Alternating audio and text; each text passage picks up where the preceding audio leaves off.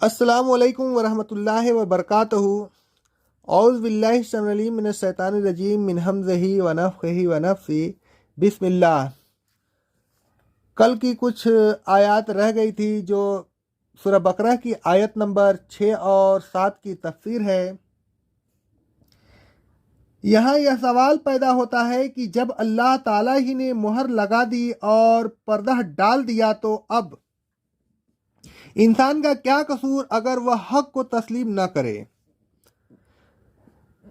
اللہ تعالیٰ کی طرف سے تمام اعمال کے نتیجہ مقرر ہیں۔ اچھے اعمال کے نتیجہ اچھے نکلتے ہیں، برے اعمال کے برے۔ انسان کو بعض برائیاں ایسی ہیں جن کے نتیجہ میں عقل سلیم زائل ہو جاتی ہیں، یعنی اس کی عقل سلیم پر مہر لگا دی جاتی ہے۔ ضد، ہٹ دھرمی، حق پوسی، انا وغیرہ ایسی خصوصیات ہیں کہ انسان کو صحیح راستہ اختیار کرنے سے روکتی ہیں۔ ان حالات میں اس کا ضمیر تک اس کو ملامت نہیں کرتا۔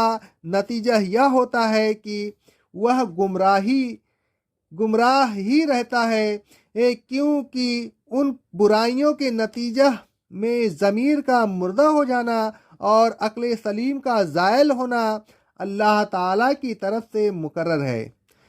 لہذا مہر لگانے یا عقل سلیم کے زائل کرنے کے فعل کو اللہ تعالیٰ اپنی طرف منسوب کر لیتا ہے۔ اصل قصور انسان ہی کا ہوتا ہے کہ وہ ایسے کام کیوں کرتا ہے جس کے نتیجہ میں اس کے عقل سلیم زائل ہو جائے اور فطرت سلیمیہ تباہ ہو جائے۔ اس کی مثال ایسی ہے جیسے اگر کوئی شخص زہر کھا لے۔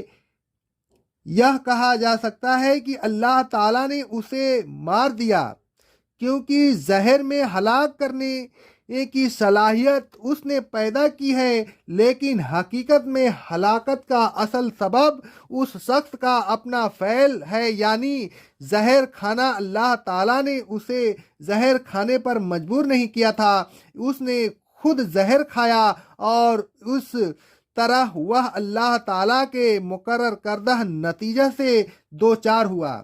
نہ زہر کھاتا نہ اللہ تعالیٰ کے مقرر کردہ نتیجہ اور وارد ہوتا۔ جس طرح زہر کھانے والے کی ہلاکت سے اللہ تعالیٰ پر کوئی الزام نہیں آتا، اسی طرح برائیوں کے نتیجہ میں دل وغیرہ پر مہر لگنے سے بھی اللہ تعالیٰ پر کوئی الزام نہیں آتا۔ قرآن مجید میں بھی اللہ تعالیٰ نے ان نتائج کی تخلیق کی طرف بڑے لطیف پیرا یہ ہے اشارہ فرماتا ہے۔ اللہ تعالیٰ فرماتا ہے سورہ ویل للمطففین کی آیت نمبر 12، 13 اور 14 میں، قیامت کو وہی جھٹلاتا ہے جو حد سے گزرنے والا گنہگار ہوتا ہے۔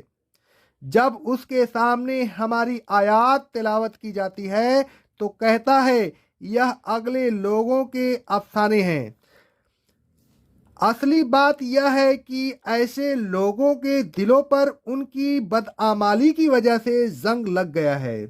اس آیت سے واضح ہوا کہ بدعمالی کی وجہ سے دل پر زنگ لگ جاتا ہے۔ اللہ رب العالمین فرماتا ہے سورہ یونس کی آیت نمبر 174 میں، پھر نوح کے بعد ہم نے بہت سے رسول ان کی قوم کی طرف بھیجے، وہ ان کے پاس کھلے نشانیاں لے کر آئے، لیکن ایسا نہیں ہوا کہ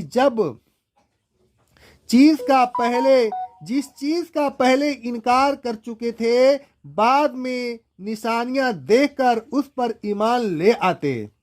ان کی ہٹ دھرمی اور زیادتی کی وجہ سے ہم نے ان کے دلوں پر مہر لگا دی تھی، اور ہم اسی طرح زیادتی کرنے والوں کے دلوں پر مہر لگا دیتے ہیں۔ آگے اللہ رب العالمین فرماتا ہے سورہ حامیم المومن کی آیت نمبر 35 میں، جو لوگ اللہ کی آیتوں میں بغیر کسی ایسی دلیل کے جو ان کے پاس آئی ہو جھگڑتے ہیں تو یہ جھگڑا اللہ اور مومنین کو سخت ناپسند ہے۔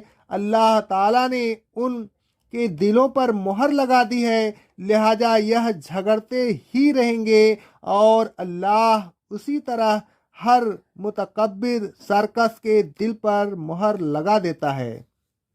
یہ مہر کیسے لگتی ہے، اس کی وضاحت حدیث میں آتا ہے۔ نبی کریم صلی اللہ علیہ وسلم فرماتے ہیں، رواہ الترمذی کی حدیث ہے سند صحیح سے، بے شک بندے جب کوئی گناہ کرتا ہے تو اس کے دل میں ایک سیاہ نقطہ لگا دیا جاتا ہے، پھر جب وہ اس گناہ سے دور ہو جاتا ہے، معافی مانگتا ہے اور توبہ کر لیتا ہے تو اس کا دل صاف کر دیا جاتا ہے، اور اگر وہ اس گناہ کو دوبارہ کرتا ہے تو اس نقطہ میں زیادتی کر دی جاتی ہے، یہاں تک کہ بڑھتے بڑھتے وہ سیاہ قلب پر چھا جاتا ہے، اور یہی وہ رنگ ہے جس کا ذکر اللہ تعالیٰ نے اس آیت میں کیا ہے، کلا بل ران علی قلوبہم ما کانوا یکسبون، ان کے گناہوں کی وجہ سے ان کے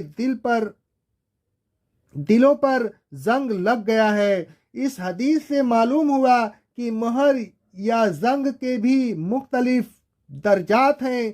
شروع میں یہ مہر یا رنگ معمولی ہوتا ہے اور ہدایت قبول کرنے کی صلاحیت باقی رہتی ہے۔ اسی طرح اللہ رب العالمین نے مندرجہ ذیل آیات میں بیان کیا ہے۔ سورہ نساء کی آیت نمبر 155 میں اللہ رب العالمین فرماتا ہے، بلکہ اللہ نے ان کے کفر کی وجہ سے ان کے دلوں پر مہر لگا دی ہے، لہذا یہ ایمان نہیں لائیں گے مگر تھوڑے۔ یہ چند آدمی جو ایمان لے آتے ہیں وہی ہو سکتے ہیں جن کے دلوں پر زنگ پوری طرح غالب نہیں ہوتا، لیکن آہستہ آہستہ جب یہ زنگ پورے دل پر چھا جاتا ہے تو پھر ہدایت کی کوئی امید باقی نہیں رہتی۔ ایسے لوگوں کو ڈرانا اور نہ ڈرانا دونوں برابر ہوتے ہیں۔ یہ لوگ ایمان نہیں لاتے، ایسے ہی لوگوں کے لیے عذاب عظیم ہے۔ حد دھرمی، حق پوسی اور ضد نہ کیجیے۔ جب کبھی آیت یا حدیث مل جائے جو آپ کے عقیدہ اور نظریہ کے خلاف ہو تو فوراً اس آیت یا حدیث کو قبول کیجیے۔ اپنے عقیدہ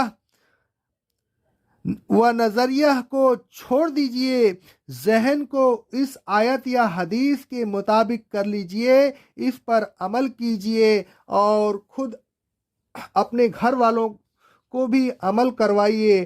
اقول قولی ھذا استغفر اللہ استغفر اللہ استغفر اللہ۔